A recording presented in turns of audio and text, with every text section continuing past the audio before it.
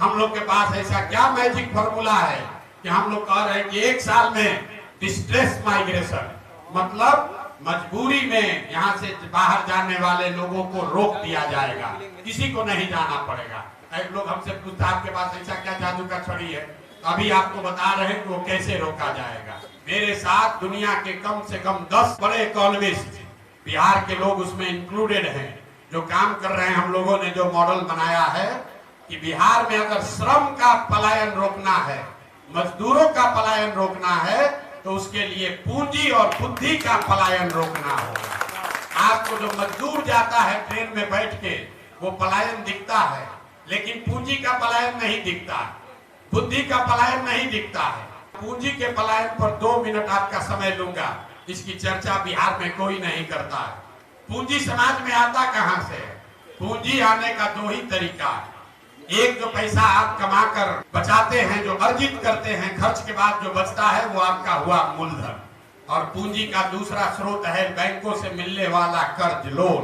तो ज्यादातर लोग कुछ हिस्सा अपना पैसा अपना बचत का लगाते हैं और 2/3 या 60% 70% पैसा लोन से लेते हैं, बिजनेस धंधा करने के लिए, गाड़ी खरीदने के लिए, घर बनाने के लिए। पूंजी की इतनी ताकत है और बिहार में पूंजी है ही नहीं। पूंजी क्यों नहीं है? क्योंकि यहाँ प्रति व्यक्ति आय है 32,000 रुपया। देश में प्रति व्यक्ति आय है 1,35,000। बिहार में प्रति व्यक्ति आय है 32,000। और उसमें भी अगर पटना और बेगूसराय 2 को जिला हटा दीजिएगा तो बिहार में प्रति व्यक्ति आय है 24,000 रुपया। 100 में 80 आदमी बिहार में आज की तारीख में भी 100 रुपया नहीं कमाता है। यहाँ बैठा हुआ बहुत आदमी तुरंत कहेगा कि मजदूरी 300 रुपया है तो 100 रुपया कैसे नहीं कमा रहा है? वो इसलिए कि घर में अगर बाल बच्चा लेकर 5 आदमी है, मजदूरी 1 आदमी करता है, अगर वो 300 रुपया भी कमाता है तो हर व्यक्ति पर 60 रुपया हुआ। और वो भी उसको 30 दिन मजदूरी नहीं है, 15 दिन मजदूरी मिली तो हर व्यक्ति पर 30 रुपया हुआ। तो ये आंकड़ा याद रखिए, 100 में 80 आदमी दिन में 100 रुपया नहीं कमा रहा है, तो खाने पीने के बाद उसके पास पैसा बचना ही नहीं है।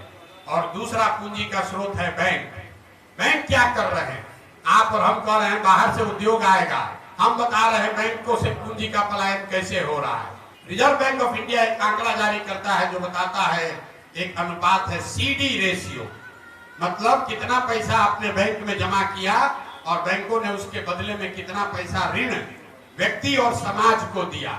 और ये बैंकों की मनमानी नहीं है, एक वैधानिक जिम्मेवारी है, बैंकिंग का मॉडल है कि 100 रुपया अगर आप और हम बैंक में जमा कर रहे हैं तो बैंकों को निश्चित तौर पर कम से कम 70 रुपया समाज को वापस देना है ऋण के तौर पर, ताकि लोग बिजनेस व्यापार कर सके, अपना घर बना सके, गाड़ी खरीद सके, जो काम करना चाहे वो कर सके। बिहार में इसकी स्थिति क्या है? पूरे देश में CD रेशियो है अभी करीब 74%। मतलब अगर 100 रुपया पूरे देश के लोगों ने बैंकों में जमा किया तो बैंकों ने 74 रुपया वापस किया समाज को। बिहार में 1990 से लेकर पिछले वित्तीय वर्ष तक CD रेशियो है 40%। लालू जी के जमाने में ये घट के हो गया था 18%। मतलब 100 रुपया जो हम लोग जमा कर रहे हैं बैंक में, तो 18 रुपया ही बैंक वाला ऋण के तौर पर वापस दे रहा है। इसका असर क्या हुआ? पिछले वित्तीय वर्ष में बिहार की गरीब जनता ने यहाँ के बैंकों में जमा किया 4,61,000 करोड़ रुपया। CD रेशियो अगर 70 होता तो बिहार के लोगों को 2,80,000 करोड़ रुपया लोन के तौर पर मिलना चाहिए था। मिला कितना? 1,61,000 करोड़। बाकी का पैसा कहाँ गया? बाकी का पैसा बैंकों ने यहाँ से उन राज्यों में ट्रांसफर कर दिया जहाँ उद्योग धंधे लग रहे हैं, जहाँ रोजगार है, जहाँ तरक्की है। गुजरात में, कर्नाटक में, केरल में, तमिलनाडु में, आंध्र प्रदेश और तेलंगाना में CD रेशियो 90 या उससे ज्यादा है। वहां के लोग अगर 100 रुपया जमा कर रहे हैं तो बैंक वाला 105 रुपया लोन दे रहा है। और बिहार की गरीब जनता 100 रुपया जमा करती है तो हमको आपको 35 रुपया 40 रुपया मिलता है। इसका नतीजा क्या हुआ?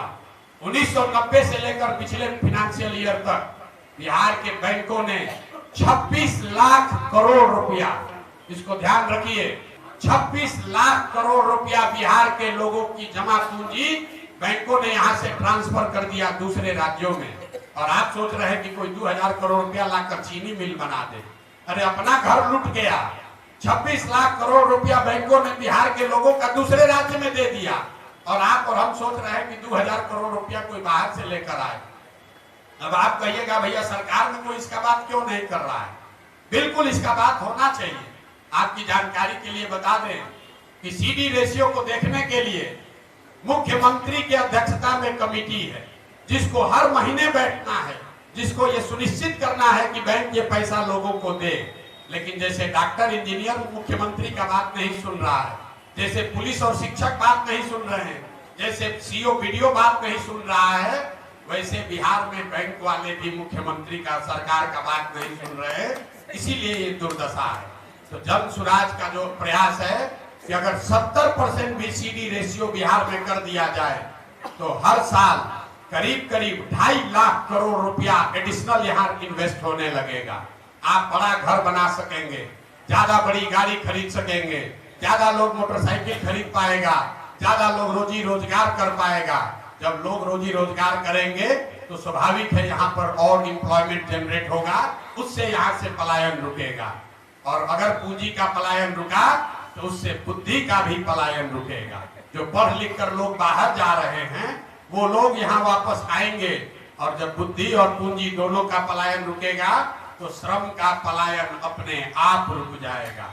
जो फाइनेंशियल मॉडलिंग की गई है, जो फाइनेंशियल मॉडलिंग की गई है कि अगर 6 महीना में सीडी रेशियो को सुधार दिया जाए तो डिस्ट्रेस माइग्रेशन को इमीडिएटली रोका जा सकता है।